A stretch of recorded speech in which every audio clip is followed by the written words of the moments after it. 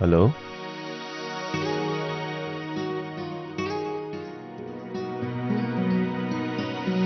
কি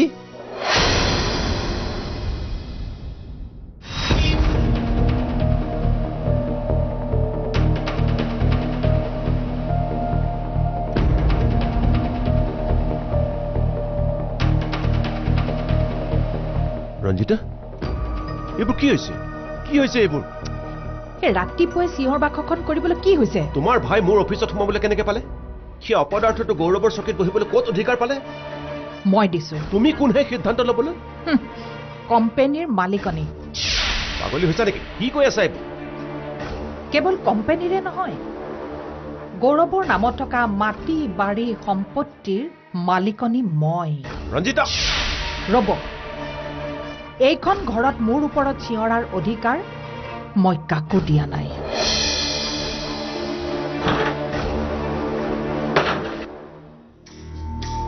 এয়া লওক প্ৰমাণ কি আৰে কেনেকৈ হ'বলৈ পালে এইবোৰ কি প্ৰশ্ন কৰিছে আপুনি এয়া আপোনাৰ ল'ৰা গৌৰৱৰ চহী সি ইচ্ছাই মোক দিছে হ'ব নোৱাৰে কি কৈছা এইবোৰ তুমি গৌৰৱে কেতিয়াও এনেকুৱা মূৰ্খামি কৰিব নোৱাৰে নিশ্চয় ইয়াত তোমাৰ কিবা ষড়যন্ত্ৰ আছে এয়া ষড়যন্ত্ৰ নহয় এয়া বিনিময় ইমান বছৰে নিস্বাৰ্থভাৱে এইখন ঘৰৰ মই সেৱা কৰি আহিছো আপোনাৰ সেৱা কৰিছো আপোনাৰ প্ৰথমা পত্নীৰ ল'ৰাক মোৰ নিজৰ ল'ৰাৰ দৰে মই চোৱা চিতা কৰিছিলো কিন্তু আজিলৈকে মোৰ এই ত্যাগৰ মূল্য মই কেতিয়াও পোৱা নাই কোনো অধিকাৰে নাই মোৰ ঘৰৰ সকলোবোৰ সৰু বৰ সিদ্ধান্ত প্ৰথমতে আপুনি লৈছিল আৰু এতিয়া গৌৰৱে লয় তেনেহ'লে মই কোন মোৰ কি অস্তিত্ব এইখন ঘৰত বহুত দমন কৰিলে মোক বহুত অৱহেলা কৰিলে মোক এতিয়া মোৰ পাল সময় আহি গ'ল মোৰ মূল্য নুবুজা মানুহক মোৰ মূল্য বুজাবলৈ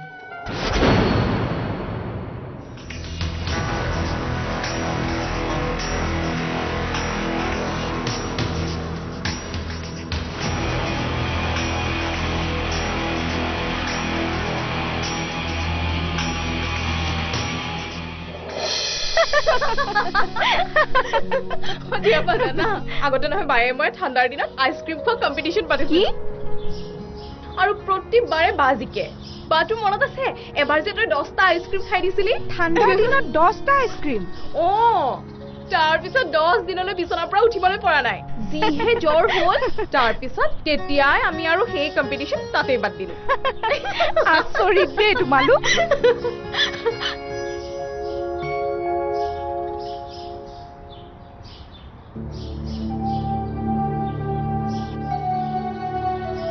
বা তোৰ হৈছে কি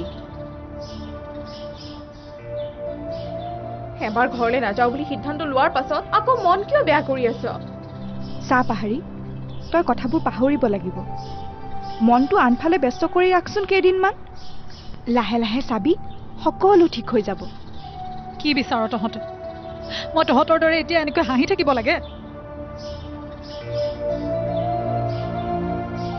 সেয়া সম্ভৱ নহয়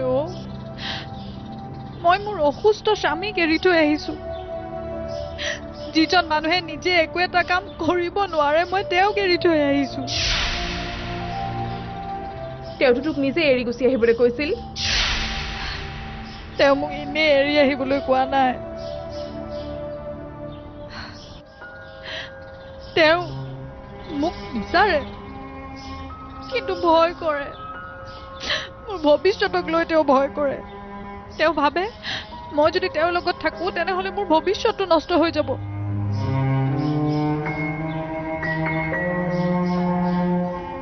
সকলো জানি বুজিও মই গুচি আহিলো মই ধৰিব পৰা নাই মই শুদ্ধ নে অশুদ্ধ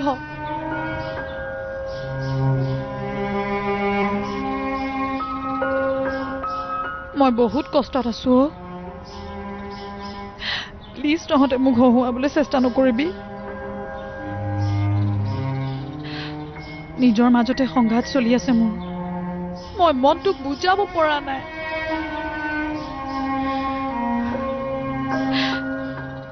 দয়া কৰ তহঁতে মোৰ ওপৰত।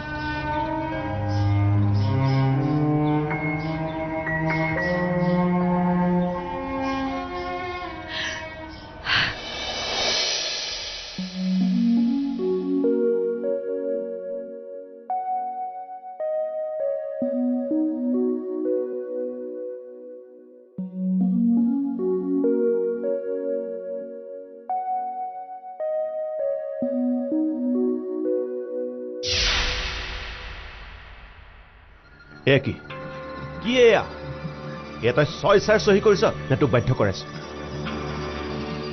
মই স্বইচ্ছাৰে চহী কৰিছো। কি? কিন্তু কিয়? মোক উত্তৰ দে গৌৰৱ। ইমান কষ্টেৰে গঢ়া সম্পত্তি তই ৰঞ্জিতাৰ নামত কিয় লিখি দিছ? এইবোৰ মই গঢ়া সম্পত্তি, মই যাক বিচাৰো তাৰ নামতে কৰিব পাৰোঁ। কি হৈছে তোৰ গৌৰৱ? কিয় তই এনেকুৱা কাম কৰি আছ?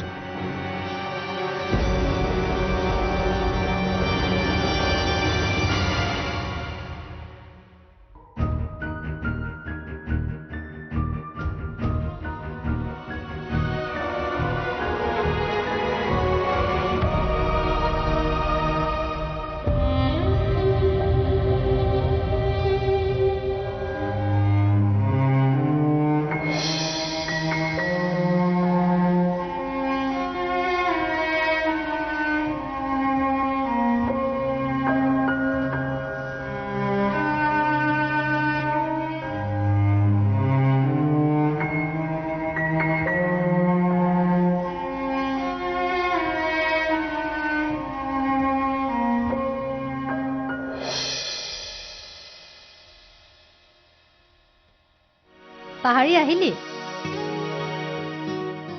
অমা কিমান আৰু সহিব তাই?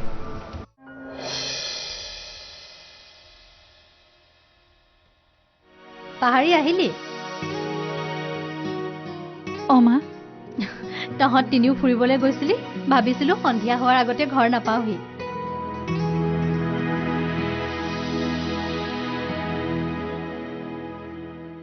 বাহিৰত বহুত বেছি গৰম যে, সেয়েহে সোনকালে গুচি আহিলো। ঝৰ্ণা ক'ত? আহি আছে।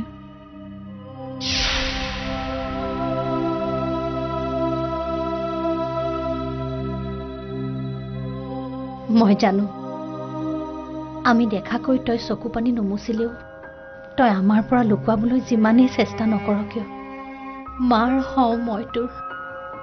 সন্তানৰ কিবা এটা হ'লে আটাইতকৈ প্ৰথমতে কষ্ট পোৱা মানুহজনী হৈছে মাক।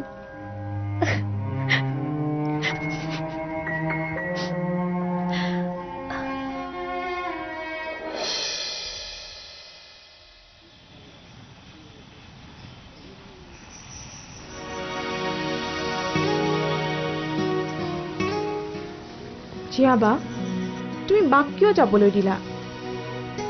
কাৰণ এইখিনি সময়ত আমি যিমানেই চেষ্টা নকৰোঁ কিয় আমাৰ কোনো কথাৰ প্ৰভাৱ তাইৰ ওপৰত নপৰে। বহুত কষ্টত আছে অ' বা, মই তাইক আৰু এনেকৈ চাব নোৱাৰো। বেয়া লাগে, কিমান আৰু সহিব তাই? সেইবাবেই কৈছিলো শেষ কৰি নেপেলাই কিয় এই সম্পৰ্কটো? সম্পৰ্ক এটা গঢ়াৰ পাছত শেষ কৰি পেলোৱাটো ইমান সহজ নহয় ঝৰ্ণা।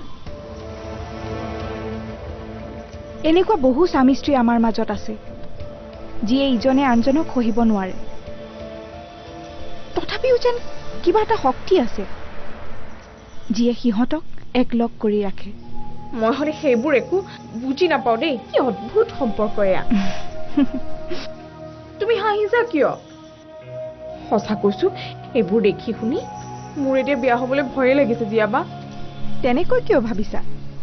পাহাৰীৰ লগত যি হ'ল সেয়া তোমাৰ লগত নহ'বও পাৰে। ঘৰলৈ অহাৰ পৰা তাই কেৱল চকু পানীয়েই টুকি আছে। কিয় বাৰ্ডৰ ছোৱালী এজনীৰ লগত এনেকুৱা হ'ল বাৰু? চিন্তা নকৰিবা, তোমাৰ বা বহুত শক্তিশালী। তাই নিজেই নিজকে চম্ভালি ল'ব। সময় লাগিব, কিন্তু সকলো ঠিক হৈ যাব। তোমাৰ পুৰণি বাজনী আকৌ উভতি আহিব।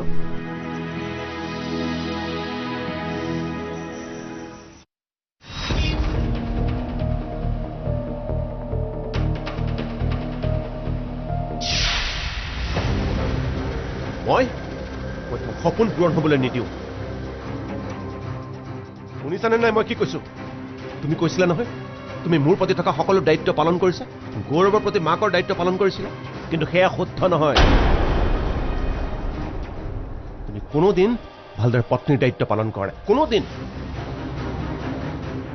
গৌৰৱক সদায় মাহীমাকৰ দৃষ্টিৰে চাই আহিছে যদিও মই কোনোদিনে আপত্তি নেদেখুৱাওঁ তথাপি জানো এখন ঘৰত কি চলি আছে তুমি সদায় গৌৰৱৰ তন্ময়ৰ মাজত ভেদভাৱ আনা তন্ময়ৰ মনত এনেকুৱা ভাৱ সোমোৱাই দিছা যেন সি তাৰ ভায়েক নহয় শত্ৰুহে এয়া চোৱা তোমাৰ সপোন তোমাৰ চকুৰ সন্মুখত শেষ কৰি দিম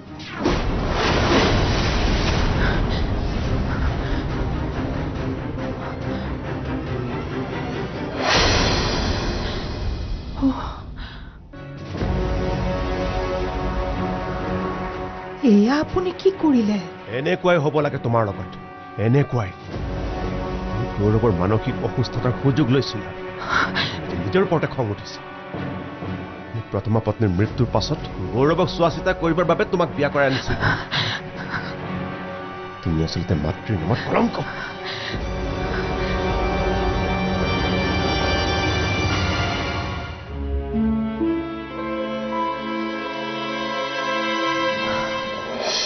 হয় তুমি খুব বিশ্বাসী কাৰণে মই তোমাৰ হতুৱাই গোটেই কামখিনি কৰাইছিলোঁ তুমি ভালদৰে বুজি পালা নহয় পাইছোঁ আপুনি কোৱা ধৰণেৰে মই কামখিনি কৰিছোঁ ঠিক আছে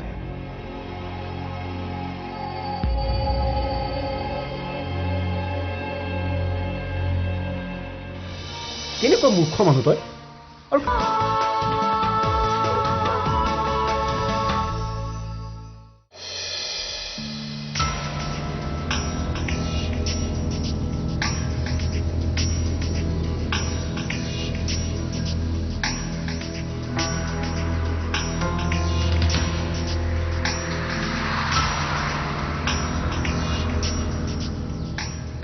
কি হলো বাইদেউ বৰ চিন্তাত আছো যেন পাইছো বৰ ডাঙৰ ভুল এটা কৰি পেলালো কি হ'ল নকওঁ তোৰ ভিনীহেৰে গৌৰৱে চহী কৰি দিয়া কাগজখন ফালি পেলালে কি কি কলি তই এতিয়া মই কি কৰোঁ ভাবি পোৱা নাই পায়ো সকলোবোৰ হেৰুৱাই পেলালো মই কেনেকুৱা মূৰ্খ মানুহ তই আৰু কি দৰকাৰ ভিন্ন কাগজ পত্ৰবোৰ দেখুৱাবলৈ মোৰ ভুল হৈ গ'ল বাৰু সেইবোৰ এতিয়া বাদ দে তোৰ ওচৰত আৰু এটা কপি আছে নেকি নাই ৰাখিব লাগিছিল নেকি তই মানে সঁচাকৈ এটা মূৰ্খ হয় তোৰ পৰা মই এনেকুৱা আশা কৰা নাছিলোঁ এইবোৰৰ অৰিজিনেল কপি মানুহে নিজৰ লগতেই থয় ডুপ্লিকেট কপিবোৰহে মানুহে আনক দেখুৱায়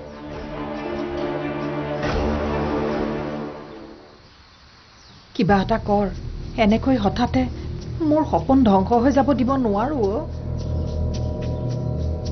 ৰচোন কিবা এটাতো কৰিবই লাগিব অৱশ্যে নথি পত্ৰবোৰ যদি মই পুনৰ ৰেডি কৰোঁ গৌৰৱে চহী কৰিব মোৰ বিশ্বাস আছে সি চহী কৰিব তেনেহ'লেতো ভালেই কথা তই ইমান টেনশ্যন কিয় লৈ আছ মই বাৰু নথি পত্ৰখিনি অৰিজিনেল কপিটো বনাওঁ তাৰপিছত তই গৌৰৱৰ চহীটো লৈ ল'বি আৰু এটা কথা এইবাৰ কিন্তু অৰিজিনেলখিনি তোৰ লগতে ৰাখিবি দেই আৰু ডুপ্লিকেট কপি এটা কৰি ৰাখিবি সেইটোহে আনক দেখুৱাবি হ'ব দে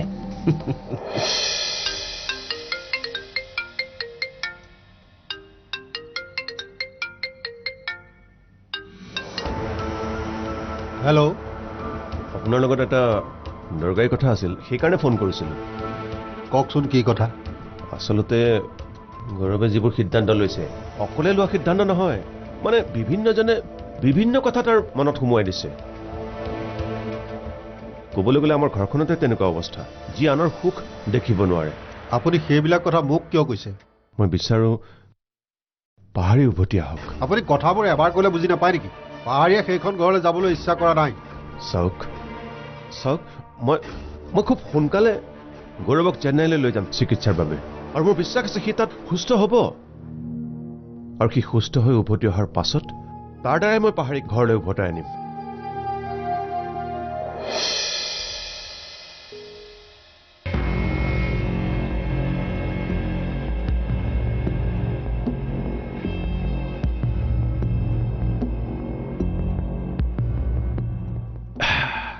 তেতিয়াহ'লে কালিলৈ তই মোৰ লগত ওলাবি ক'ত যাব লাগিব গুৱাহাটীলৈ চেকআপত ইয়াত যদি সকলো ঠিকে থাকে তোক চেন্নাইলৈ লৈ যাম আৰু মোৰ বিশ্বাস আছে তাত তই সুস্থ হৈ উঠিবি মই নাযাওঁ